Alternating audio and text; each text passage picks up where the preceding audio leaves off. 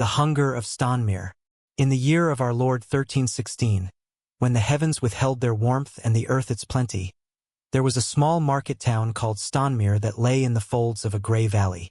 The people there had known hunger before, as all peasants did, but never like this. That year the barley rotted in the ground, the wheat sprouted mold before harvest, and the rye stood black with a blight that turned men's stomachs even to look upon it. The rain came without ceasing from Whitsuntide to Michaelmas, and the sky never cleared. Fields became swamps, oxen drowned in their yokes, and the streams ran with silt and worms. The Lord's manor, raised high on a knoll, kept its thatch dry, but the cottages below filled with mud up to the hearthstones. It was the second of the great famine years, when even nobles began to feel the pinch, and a loaf of bread cost a week's labor. At first there was patience. The villagers gathered what they could: nettles, thistles, roots, and the bark of ash trees. Mothers boiled their shoes for broth and ground acorns to make flour. The priest said it was God's punishment for sin, and the people nodded, too weak to argue. But when the bodies of infants began to appear beneath the hedges, wrapped in linen or nothing at all, faith turned brittle. Word spread that bread could still be found behind the walls of Stonmere's manor. The Lord, Sir Aldrich of Halesmere, had filled his granaries before the rot began.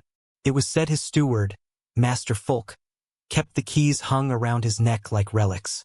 Every few days, wagons left the manor for the market, their tarps tied down, and behind them trailed peasants like ghosts, sniffing the air for crumbs.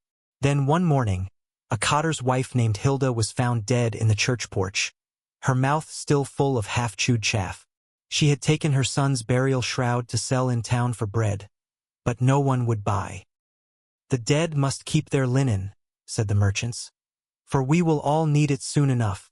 Hilda's death turned the air sour with anger. The people began to whisper of hoarded grain, of the Lord's fattened hounds, of his servants eating white bread while their children gnawed bark. The miller's boy claimed he had seen sacks carried to the manor at night, though none left it. Another swore he had watched the steward dump grain into the river to keep it from spoiling. Better wasted than stolen. By the feast of St. Lawrence, hunger was a beast that walked among them, gaunt and mad-eyed. Children fought dogs for scraps. Men dug graves shallow, for the ground was too sodden to take a full body. The graveyard filled, and still they dug. And then, at dusk one Sunday, the bell of Stonmere Church rang not for prayer but for riot. It began with 3 women, widows all, who had followed the steward's wagon down from the manor. When he refused them even a crust, one seized his sleeve and would not let go. The guards struck her with the butt of a spear, and she fell. The other women screamed. In moments a crowd gathered: farmers, beggars, shepherds, even the blacksmith. Stones flew. The steward fled, leaving the wagon overturned and the sacks spilling out golden dust. For the first time in months, the smell of flour filled the square. They tore open the sacks with their hands, laughing, weeping, stuffing their mouths until they coughed clouds of dust. But the laughter turned to coughing, and the coughing to silence.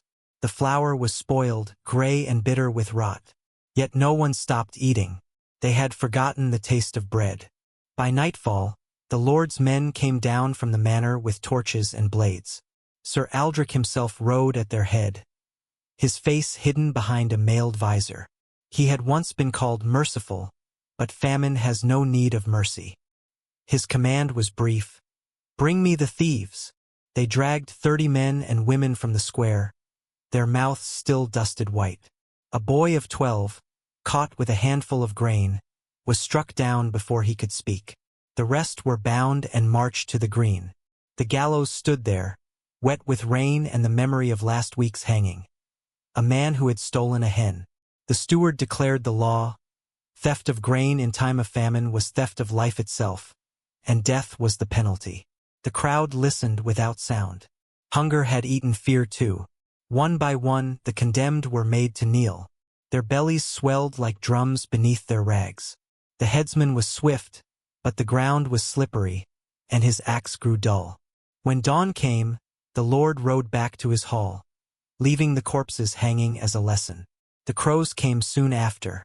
For a week, Stonmere was silent. No bells, no prayers, no laughter. Only the creak of the gallows in the wind. The rain never stopped. The villagers lived on mud and sorrow. The river turned brown with runoff from the manor's fields, where the last of the barley had drowned.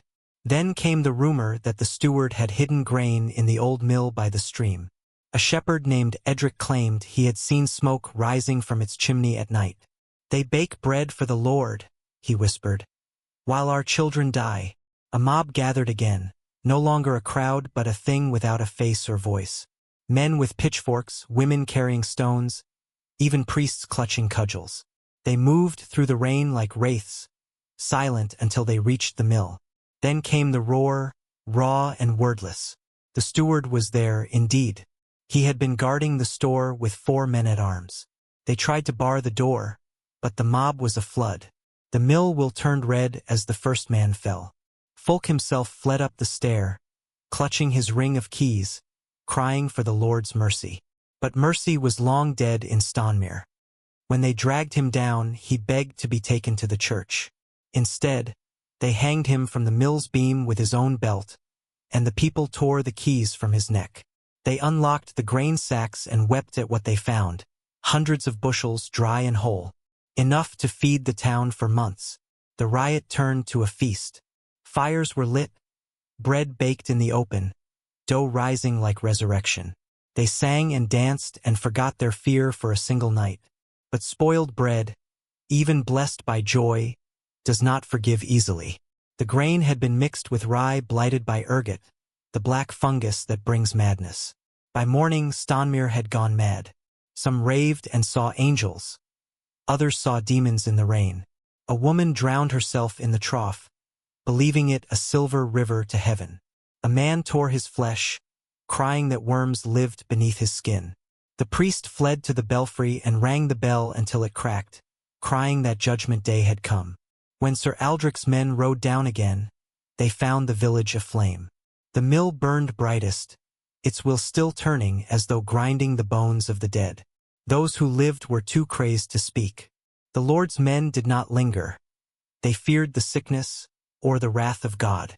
They sealed the road and left Stonmere to the crows.